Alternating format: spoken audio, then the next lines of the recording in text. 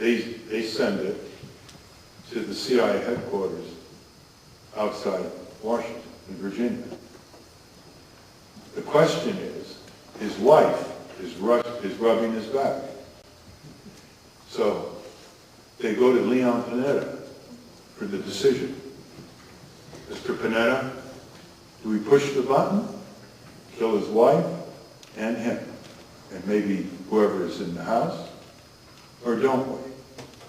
Leon Panetta strokes his chin and says, push the button. A few seconds later, they're vaporized. Is that winning the hearts and minds? That man had a lot of supporters. He doesn't have anything against us until we invaded. He wasn't part of Al-Qaeda. He just wants his area of Pakistan and Waziristan away from the Pakistan army. They have an understanding. They've had for years. There's a bit of autonomy. They leave each other alone. We come in there and we push the Pakistan army and we engage in the intrigue and we divide and rule. And then they wonder why something happened in Times Square and something happened almost in December 25th. And it's going to happen and it's going to be more. The very idea that we say, how dare they strike back? How dare they come to our shores? Well, they're coming to our shores. Whether it's lone wolves or suicide bombers, they're not going to stay away. For decades and generations, we've been in their backyard, all over that mid-Asia, Middle East area. We have occupied the British Empire, the French, the U.S., pushing for the oil companies. We've overthrown elected prime ministers that the Iranians were proud of electing instead of the Shah's despotism in 1953. Overthrew him because he was going to nationalize the only resource they had, oil, and control the Anglo-American oil company. Overthrew him. Put the Shah back in, brutal dictator for 27 years. And what happened? The Ayatollah backlash. And now we're going against Iran. I mean, who started it all? Who supports the dictators there? Props them up to oppress and brutalize their own people. You don't think these people are human beings? You don't think they know who's backing all these regimes? You think they're stupid? They know more about politics than we do. They talk more sophisticated about politics. They know who's who and who isn't. They shame us because they're under that kind of pressure. They have to know. And Obama says, this is where the real war is.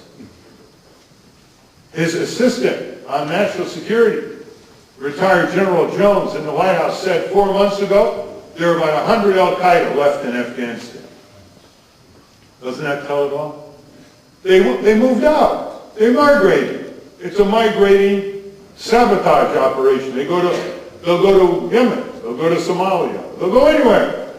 And they'll stir up more antagonism. There never was an al-Qaeda in Iraq. Saddam wouldn't allow one of them to have a cup of tea in Basra. They flooded in, they converted others, and we're now slowly pushing him back with the help of the Sunnis, who were brutalized by the al-Qaeda. I mean, al-Qaeda are their worst enemies. They don't even know how to get the locality behind them. So the Sunnis turned against him, beat him back. They blew up all kinds of places in Baghdad just a few days ago. Al-Qaeda did. Anyway, so look, we're winning. They're reducing the number of their attacks. There are fewer. We got 2 of their leaders. Victory. They never were there in the first place. It's like we bring smallpox to a country, then we spend years trying to eradicate it. When we get it down to eradication, we say, victory. This is insanity. Institutional insanity is the problem of our time. We do not apply human values that we would apply to our friends, our neighbors, our co-workers, to the institutions like corporations, Blackwater, Halliburton, like the Pentagon, under the thumb of these draft dodgers.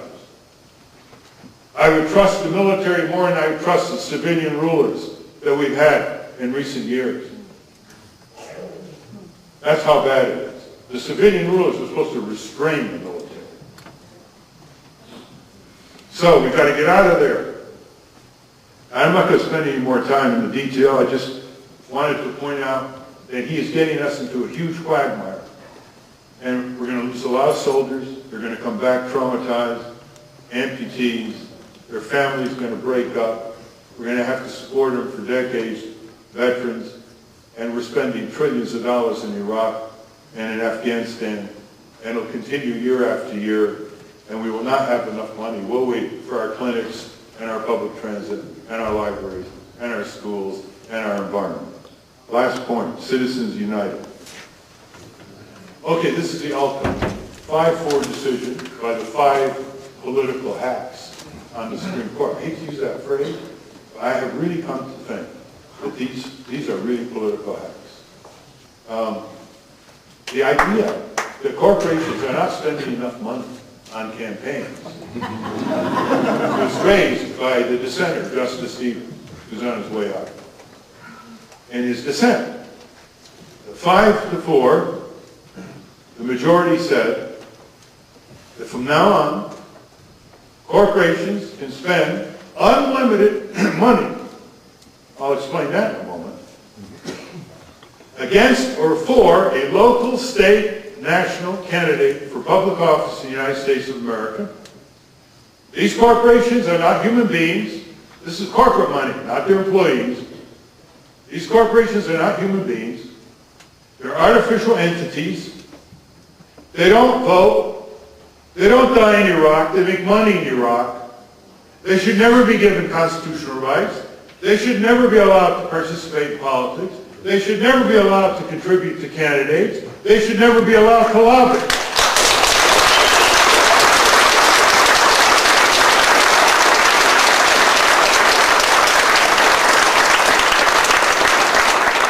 Instead, let's say there are 8 members of the Senate and 30 members of the House who are blocking Exxon and Shell from a tax break that's worth $4 billion for each company every year.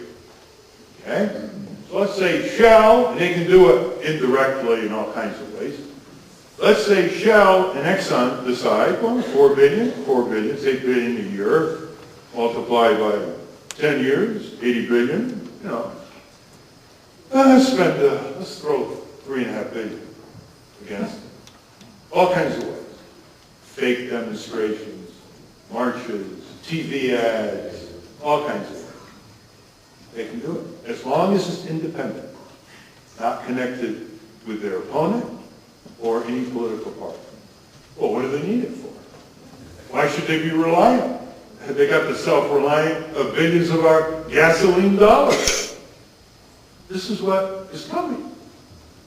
Unless the Congress decides to pass a bill that Obama will not support, which is to say that for anti-pollution purposes, all corporations who do business with the United States government, which is pretty much every large corporation, cannot avail themselves of the license permitted by Citizens United to spend unlimited money as independent expenditures against candidates or for candidates.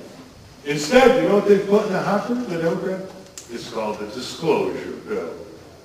Oh, how exciting.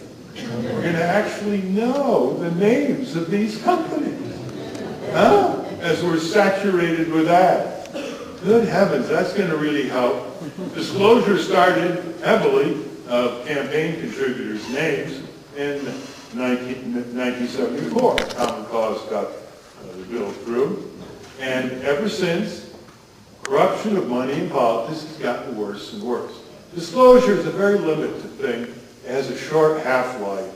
And after a while, it becomes ho-hum. Ho-hum. That's what the Democrats are responding to this. To a bill that can in effect devastate them. Because, you know, the corporations will go for the Republicans. All right. The way to do it is business with Uncle Sam? You cannot do that. You want to do that? You lose all your contracts, your leaseholds, your grants, the whole works. Very effective.